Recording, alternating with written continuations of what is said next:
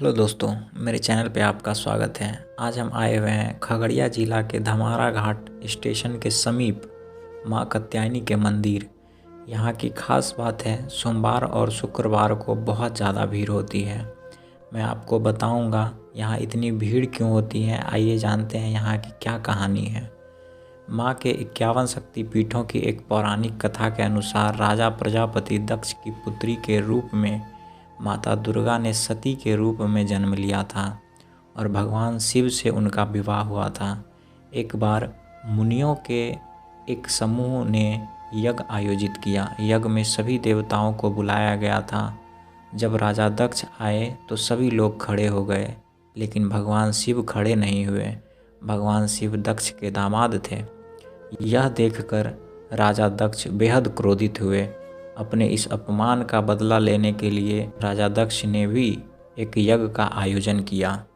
उस यज्ञ में ब्रह्मा, विष्णु, इंद्र और अन्य देवी देवताओं को आमंत्रित किया गया, लेकिन उन्होंने जानबूझकर अपने दामाद भगवान शिव को निमंत्रण नहीं भेजा। जब नारद जी से सती को पता चला उनके पिता के यहाँ यज्ञ हो रहा है लेकिन उन्हें निमंत्रित नहीं किया गया है, यह जानकर वे बहुत क्रोधित हो गई। फिर नारद ने उन्हें सलाह दी कि पिता के यहाँ जाने के लिए बुलावे की क्या ज़रूरत है। फिर सती अपने पिता के घर जाने लगी तो भगवान शिव ने उन्हें समझाया, लेकिन वह नहीं मानी तो प्रभु ने स्वयं जाने से इनकार कर दिया। शंकर जी के रोकने पर भी जिद कर सती यज्ञ में शामिल होने चली गई। यज्ञ स्थल पर सती ने अपने पिता दक्ष से शंकर जी को आमंत्रित ना करने का कारण पूछी और पिता से विरोध प्रकट की। इस पर राजा दक्ष भगवान शंकर के बारे में सती के सामने अपमानजनक बातें करने लगे।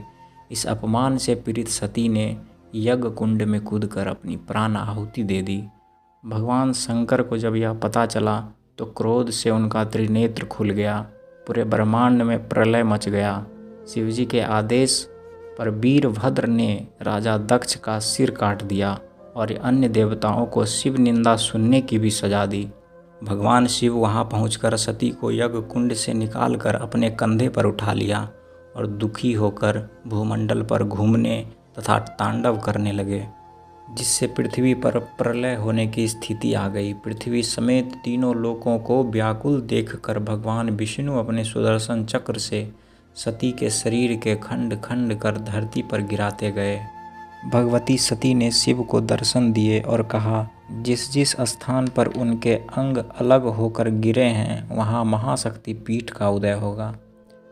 और शास्त्रों के अनुसार इस प्रकार जहाँ जहाँ सती के अंग के टुकड़े, उनके वस्त्र या आभूषण गिरे हैं वहाँ वहाँ शक्तिपीठ का उदय हुआ। उन्हीं शक्तिपीठ में से एक शक्तिपीठ यहाँ बना है जहाँ माता सती का दाहिना हाथ कटकर गिरा था।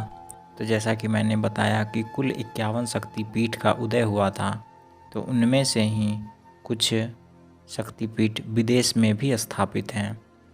भारत में कुल 42 शक्तिपीठ हैं और पाकिस्तान में 1 है, बांग्लादेश में 4 हैं, श्रीलंका में 1 है, तिब्बत में 1 है तथा नेपाल में 2 शक्तिपीठ हैं। मैं आशा करता हूँ कि आप लोगों को यह वीडियो बहुत पसंद आई होगी।